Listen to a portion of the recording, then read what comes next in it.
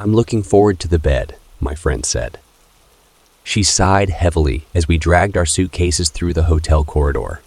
I felt the same way. It had been almost 20 hours since we took off from Berlin. Throughout the entire journey to Las Vegas, we had either been sitting in economy class on a plane, on cheap seats at an airport, or on our feet.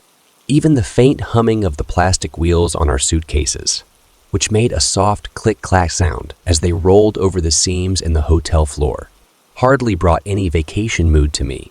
I just wanted to get to bed. So I kept an eye on the room numbers as we passed by. 404, 404, 406, 408, 410. Finally, we reached our room. I immediately held the key card to the door lock. A soft beep sounded, and I pushed down the handle and gently opened the door. "After you," I said with a slight bow, letting Ella go first. She giggled and curtsied. "Thank you, noble sir." However, after she took a few steps, she made a movement as if she had bumped into an invisible wall. "You? What is this?" she asked, audibly sniffing the air. "What do you mean?" I replied before entering the room myself. Now I could smell it too. There was a slightly sweet, musty odor in the room. Phew, what died in here?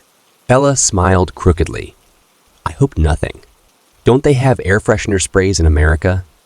Do you think the other rooms smell the same?" For a brief moment, I thought about the expensive cars in the hotel parking lot that Ella and I had marveled at earlier. We had only booked a mid-range hotel, but the guests seemed to be mainly people who could afford a Tesla, Porsche, or Lamborghini. But maybe that was how it was in the City of Sins. Still, I couldn't imagine that such guests would settle for a smelly hotel room. For safety, we decided to take a closer look at our room. After opening both windows, we inspected the small bathroom, checked the towels, and looked into all the closets. But apart from the smell and a layer of dust on a wardrobe that I couldn't even see without a chair, we didn't notice anything to complain about. Oh well, I finally surrendered. Our noses will get used to it. If the smell is still there tomorrow, we can still complain. Ella nodded in agreement.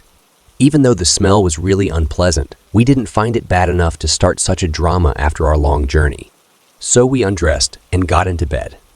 However, as we lay side by side in the semi-darkness, the neon sign on the street shining directly through our windows, I wrinkled my nose again.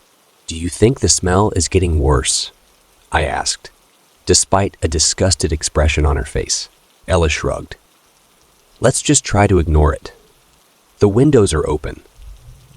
With that, she snuggled against my chest. I thought about responding for a moment, but it didn't take long for Ella's breathing to become slow and steady. She probably had even less sleep than I did due to her fear of flying. So I lay there alone, still with the smell in my nose. I listened to the cars, the indistinct murmur of voices, and the occasional shouting and laughter coming through the open windows. However, even after several minutes, I couldn't distract myself from the smell. Although I was quite tired, it kept me awake.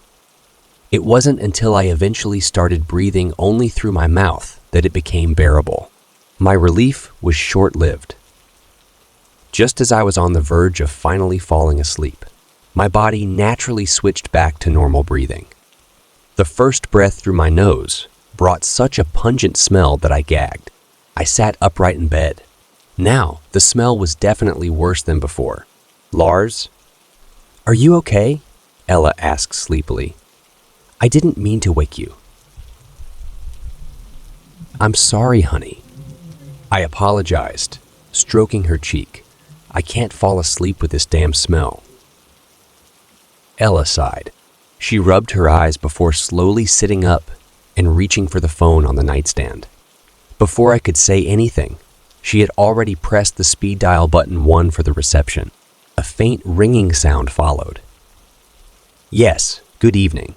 This is Ella Fless from room 410. Yes, there is a really strong odor in the air in our room. No, yes. Yes, we already opened the windows. No, we have no idea where it's coming from. It smelled like this when we arrived. There was a moment of silence. Then, finally, the man on the other end of the line responded. I couldn't understand what he said, but Ella's disappointed face spoke volumes. No, the Golden Grin Casino. No, it really stinks horribly. My boyfriend can hardly fall asleep. What? Yes, I understand. All right, thank you. Good night. She hung up the phone with an unchanged expression. She gritted her teeth softly. And? I asked cautiously. The cleaning staff has already left, and all the other rooms are occupied. The hotel is fully booked because some super exclusive casino nearby is having a big event, she said. That at least explained the expensive cars. However, it didn't help us much. And now, we'll get a free breakfast tomorrow, and the man promised me that a cleaning crew will come through our room. They can't do more for us at the moment. A sigh escaped my lips. Great. That's a fantastic first impression of Las Vegas. Ella tousled my hair. Oh, don't take it so hard. Oh, don't take it so hard. I'm sure the rest of the vacation will be great. We just have to somehow get through the night. She gave me her most encouraging smile. I half-heartedly returned it, gave her a kiss, and sank back into the pillow. This time, I forced myself to consciously breathe through my nose, hoping that I would soon get used to the smell. However, I still lay awake for a while, listening to the city noise of the City of Sins. While Ella slept blissfully, I tossed and turned in bed. It was only after burying my nose in her hair, trying to smell her instead of the weird odor, that I finally managed to fall asleep. The next morning, the strange smell still lingered in the room. Even the open windows hadn't managed to dissipate it. So Ella and I hurried in the bathroom to get out of the room as quickly as possible. However, instead of going to the buffet where the promised breakfast awaited us, we decided to eat out. Apart from not really trusting the hotel's cleanliness after the stench filled night, we both still had an unpleasant nausea in our throats that we only got rid of during a short walk through the bustling streets. And what can I say? The day in Las Vegas that we spent outside our hotel room was truly fantastic. Of course, we strolled along the famous strip, where we marveled at the breathtaking Bellagio fountains with their water displays. We also visited the Luxor Pyramid and passed by the Las Vegas Eiffel Tower, not to mention the seemingly endless hotels and casinos, each one more magnificent than the next. I had received so many foreign and diverse impressions that day that I had almost forgotten, or rather suppressed, the unpleasant smell in the hotel. It wasn't until late in the evening, as we were walking back through the brightly lit city, that it came back to my mind. The closer we got to our room, the more uneasy I felt. Had the hotel kept its promise? I didn't know if I could endure another night in that stench. Today, I entered the room first. Carefully, I took a deep breath through my nose. I should not have done that. Oh, God, I exclaimed. Coughing. Bella laughed when she noticed it too. The cleaning crew took the term literally. Once again, we opened the windows this time to get rid of the smell of chemicals. Nevertheless, Ella and I agreed that it definitely smelled better than the day before. To be honest, I was on a real high. Our dream vacation in Las Vegas was now back on track. My stomachache on the way back had been completely unfounded. At least that's what I thought. How wrong I was. I only realized when Ella and I were lying in bed again. The smell of cleaning products had become much more subtle by now, so I took a few deep breaths through my nose with a furrowed brow. Ella seemed to have noticed it too. Am I imagining it, or is the stench slowly coming back? She asked. I looked at her in distress. So you smell it too. This time, we didn't leave it at that. We got up again, making sure we had our shoes on. Who knows if the smell was coming from the carpet, and followed our noses. We smelled the curtains, the air conditioner, sniffed in all the closets, and even checked the mini fridge. Nothing. Just the smell of cleaning products. So we continued with the carpet, kneeling down to smell different spots on it.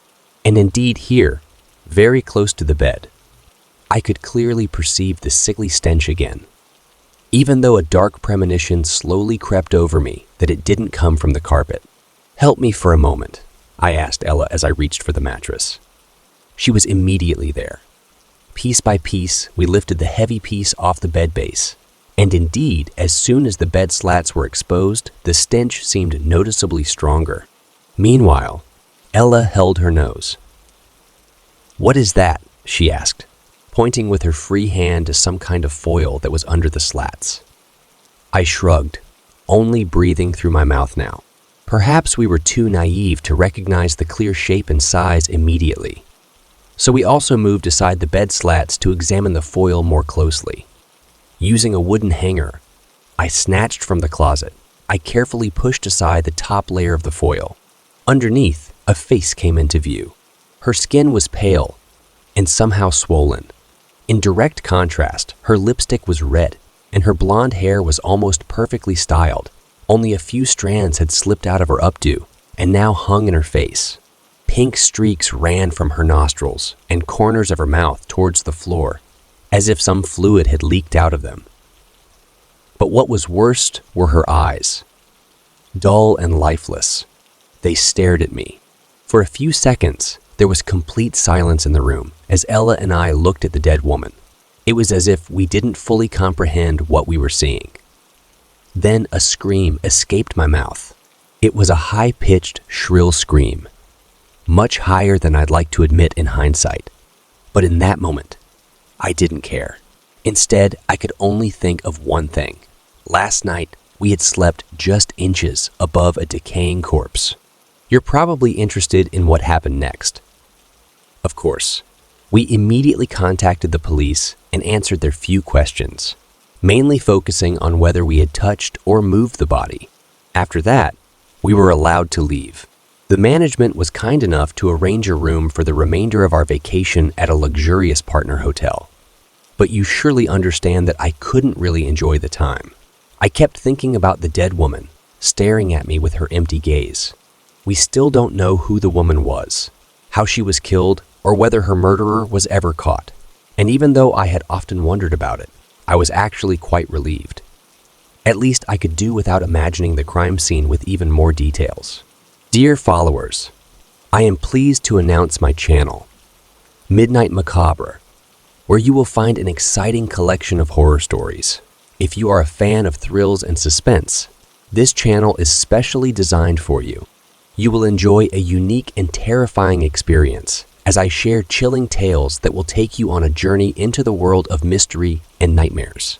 Expect captivating details, creepy characters, and a focus on storytelling to stimulate your imagination and leave a lasting impression. I am eager to hear your feedback and suggestions regarding the stories and additional content you would like to see on the channel. Please subscribe to Midnight Macabre. Please subscribe to Midnight Macabre and activate notifications to be the first to receive the latest terrifying stories. Thank you very much for your support and participation in this haunting adventure. I look forward to seeing all of you on my channel. Best regards, Midnight Macabre.